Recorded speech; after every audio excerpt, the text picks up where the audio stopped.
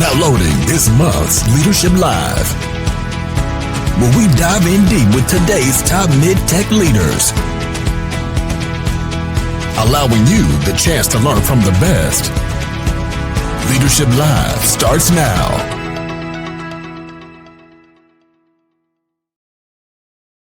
Well, hello, Floodgate family, and welcome to this edition of Leadership Live. And this week, we actually have an incredible guest, Erik Strandberg, who is the CCO of EBR Systems. Erik, thanks so much for joining us in this Leadership Live. I'm excited to hear all the lessons you're going to teach us. Thanks, Joe. I appreciate the invitation to be a guest today. I've enjoyed watching your Leadership Live series here and hearing from other MedTech leaders, so appreciate the opportunity to be on today.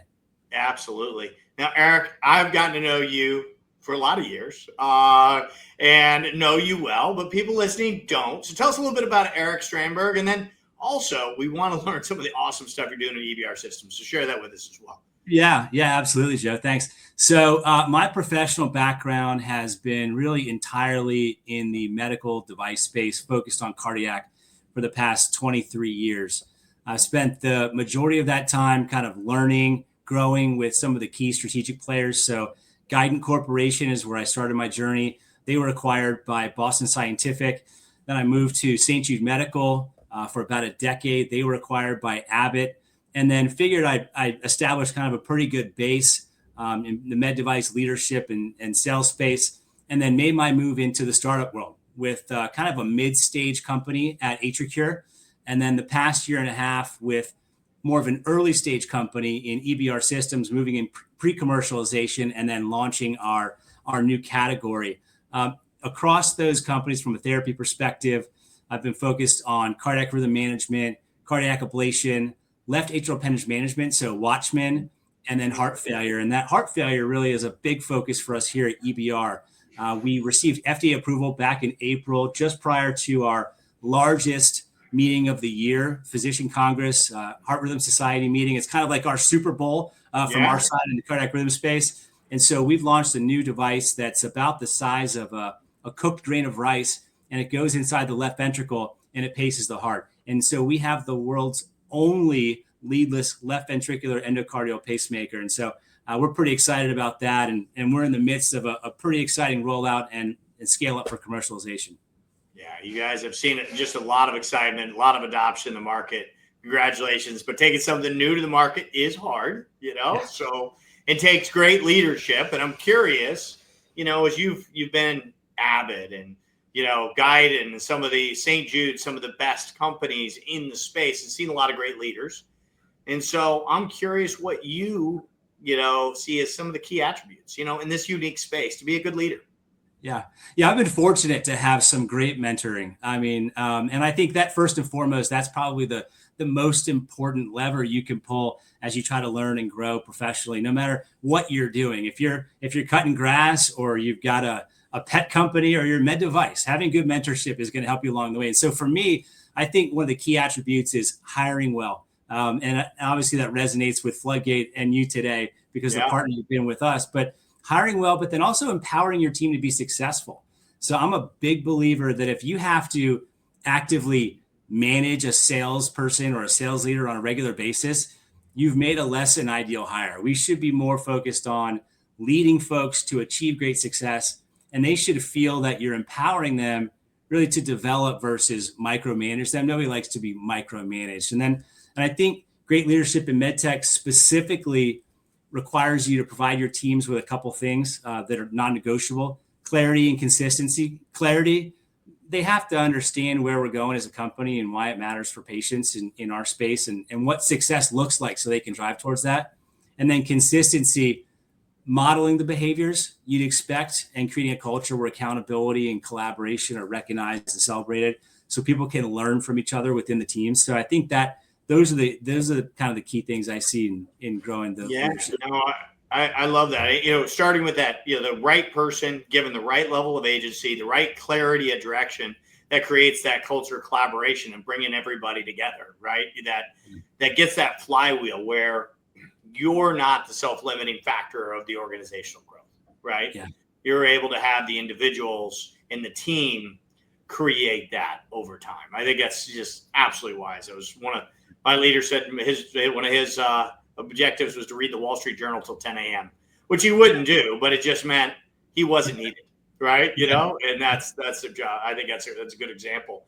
And you mentioned a little bit in that last answer about culture, right? And that culture of an empowerment. And how do you create that? I mean, how do you maintain it, especially in growth organizations? You've been through a couple of rapid growth organizations. Yeah. It's interesting. I'm kind of laughing at this because one of the big lessons I've learned is that speed without alignment just creates rework. It just creates more work. So early in my career, I drove these initiatives that were fast, but people were not on the same page. And I learned that by slowing down for alignment, it actually accelerates outcomes. And so it might feel in the moment that you're taking extra steps and you're losing time, but you'll lose more by trying to go back and gain alignment. And culturally, people feel that when you bring people in early into the decisions, into the processes, they feel like they're a part of it, right? And so not moving too quick to make decisions, really taking time and being pragmatic, everybody feels involved. And that sets a culture of ownership within the group. And I've found that to be very successful. And then within that, people talk about team leadership, but I look at it a different way. I actually think to lead effectively, you need to manage and lead individuals, not teams. And it probably sounds counterintuitive, but in my experience, leadership or professional development, they're personal engagements. It's a personal interaction with people. And to be effective, those require a one-on-one connection. It takes more time, it takes more effort, more giving of yourself, more mentoring. But if you're effectively influencing individuals, the team leadership gets so much easier and is more impactful because you've checked in with folks. They feel like you have that connection with them and you care about them. And so when they're in a room together and you're giving a presentation or you're speaking to a strategic group of folks that you pull together, you already have alignment because you have that focus on them. And so I think for me, culturally, those are some of the key kind of non-negotiables. Yeah, no, I really like that aspect of, I think of that Stephen Covey, no one cares what you think unless they know you care, right? Yeah, and right. So really leading individually, showing that you care, and then going slow to go fast, right? Stepping back, creating that alignment is necessary before big implementation. Otherwise, I feel like it was done to them, not done with them, And I think that's, and that kind of really does lead into that perpetual growth. And especially in fast growing organizations, you want to get it done now, but resist that urge. I think that's a big lesson that I know personally. I probably don't always get right, So I think that's something I'll try to remember as we move forward. So speaking about mistakes, that's one of mine. I'm curious if there's mistakes that, or lessons that you've learned, that you want to share, with the group someone else can learn from so they don't step on that landmine. Yeah, maybe it's kind of a continuation of the last one a little bit. My first job as a leader in MedTech, I moved my family from Safety Harbor, Florida to San Antonio, Texas.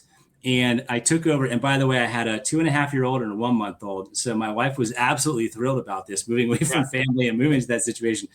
But I went and I took over a team that was a pretty senior team of sales and clinical folks. And there were 38 to 40 people on this team. And I was coming in as a sole leader, and one of them wanted to be the leader. So I had to overcome that situation. But I took the first approach of, okay, I'm going to go in and I'm going to hold meetings and I'm going to speak to them from a platform. And I'm going to, create this tremendous mind share with them so they buy into where I'm coming from. And that was absolutely a mistake. I mean, I did that for a period of several months, and I'm like, why isn't it resonating? Why aren't things getting better and changing here? Why aren't we optimizing in the spirit of continuous improvement? But it's when I really dug in and said, okay, who are the alphas within this 38 or 40 person group, and how do I go develop a personal connection with them? And that's when I firsthand learned that lesson that, okay, if you can go in and align yourself with the right people, the group tends to follow that. And so that was a big mistake for me. And gosh, I'm glad there's no video of me presenting to that group early on, because I'd probably be mortified today. Right. The proverbial eye rolls were happening. Here's this guy. He's, just Florida guy, doesn't know the way things are done in Texas, all the but taking the time to understand, right? Like you said earlier, I guess that those first leadership, you learn that lesson, so that is it, taking that step back and learning the people instead of, and that's a big lesson of a lot of early leaders. They've done well. The reason they got promoted, right? They were successful.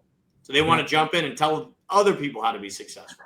Right. Do what I did. Yeah, exactly. So I think that's an awesome lesson. Now, you talked earlier about when you're talking about creating empowerment and leading in MedTech, that it all started with great people, right? So, you have those great people in the team. Besides empowering them, how else do you, really develop that high performer into maybe, that next step?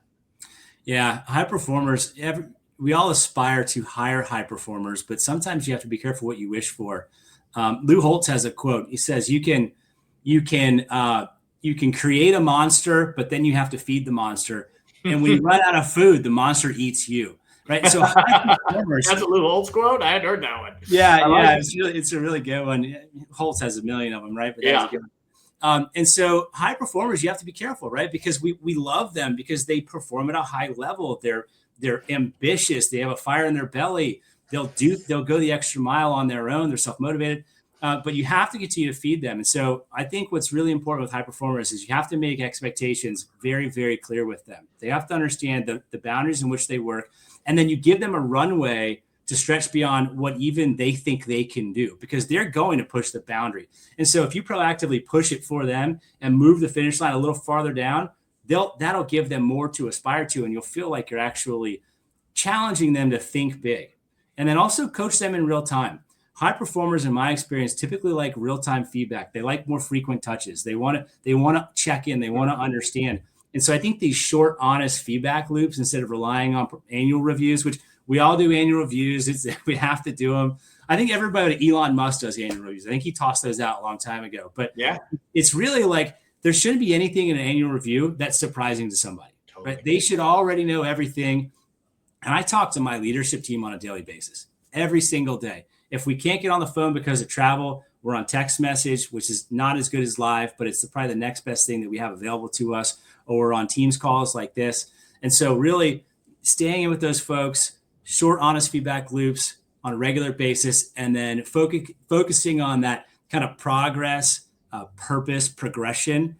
So let that high performer kind of thrive, and they understand how their work moves the mission forward, and then they can see that path to growth. So really giving them clear expectations, think big, and then support them in real time to go out and achieve those things. Yeah. No, that care and feeding of high performers is what I'm going to call this answer here, because it is really crucial to realize, one, they need more feeding, right? They're high performers because they're driven. So it is that feeding looks like challenges. They love a great challenge with clear direction and immediate feedback. A lot of times, I think as a leader, maybe a lesson other people have seen is your best performers, you leave them alone, right? Yeah. But they want to develop and they want to get better. So having that constant feedback loop of allowing them and helping them proceed, keeps them engaged and helps them develop over time is what I hear you saying. Yeah, absolutely. Yeah, that's great. And now finding those people, this is something absolutely near and dear to my heart, right? Yeah. So how do you find the talent? How do you evaluate them to know, hey, are they the right people to bring on? What's worked for you? What have you seen done well? Yeah, Joe, you and I have talked a lot about this, man. It's really, really difficult. And that's why corporations like Floodgate exist. You're good at going out and finding talent. Grit, curiosity, coachability, like these are all things that we'll look for. And then it's like, how do you bear that out through an interview process with somebody when everybody puts their best face on and they're trying to, it's like that first date, and everybody's got their best approach.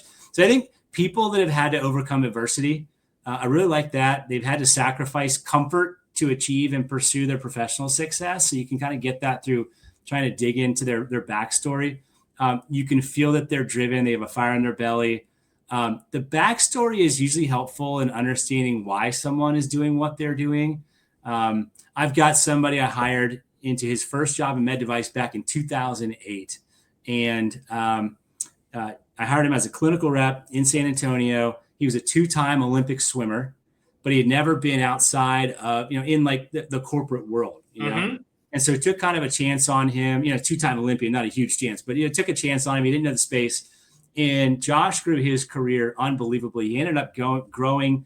I promoted him 2 or 3 times. So when I moved up, he was the first guy I brought every single time. And then when I left St. Jude, he went on to move into my role, area vice president, for 6 years. And I just rehired Josh last year. He's area vice president for us, running the Western United States here at EBR.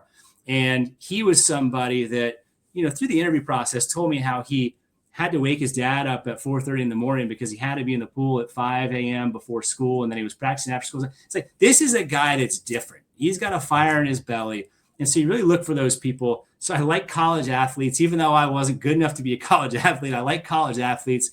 I like former military officers. So the JMO programs are really good.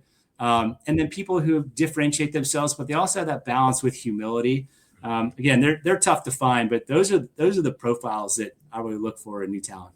Yeah, no, I've heard referred to as excellence somewhere else, right? Where have they, shown excellence in other facets?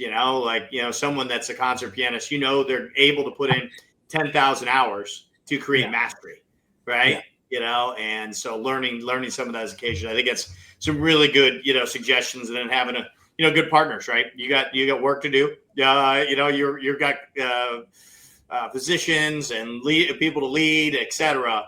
And there's no other way to say it. Finding great talent takes a lot of time, a lot of work, right? So having partners to do it for you. I think it's well said on that. And now there are people listening that maybe like Josh, right? Want to be tapped, to move up and go to that next level and take your seat. What do you tell them? What advice do you give those future Joshes of the world, right? As they sit here listening to you right now. So for me, Joe, that's an answer that has been the same for over the last 2 decades. Be the best at what you're doing in your current role. I think that's the first and most important thing you can do, particularly when promoting from within. As leaders, we look to those that are performing at a high level. So that internal candidate in that particular situation, they know what it feels like to be successful before we can trust them to go and coach others to raise their game and move into a leadership capacity. They'll have that credibility because they've established success. Now, the part that we both know is not clear cut in that is sometimes your highest performing salespeople are not your best sales leaders. So you have to find ways to see that they have the desire to go and enable and empower others while they're pursuing their own individual accolades. And so that kind of brings me to this second, act like a leader before you have the title. So influence without authority, even in the highest levels of leadership, influence without authority is a critical skill set when you're moving across different functional areas and being able to collaborate. So if you can demonstrate that at an individual contributor level, that you have that influence without authority, you can elevate your teammates, you can work cross-functionally. Those are really, really good skills. And then those things will kind of make yourself the obvious choice when openings present themselves. I don't believe in luck per se. Luck is where preparation meets opportunity. I didn't make that up. I've had mentors tell me that. That's been in books for sure. So you're in control of your own preparation. So the more you create your own luck, the luckier you're going to be. And so that's kind of how I look at it. No, I think that table stakes of you got to show excellence in what you're doing, right? Yeah. You can't have your eye on turn number 2 and crash to the wall on turn number 1, right? That's not going to win you the race. So you got to have excellence on that. And then number 2 is look for those opportunities. They're all around you, and to stand up to lead. You see a problem, don't just complain. How do you become part of the problem and change it?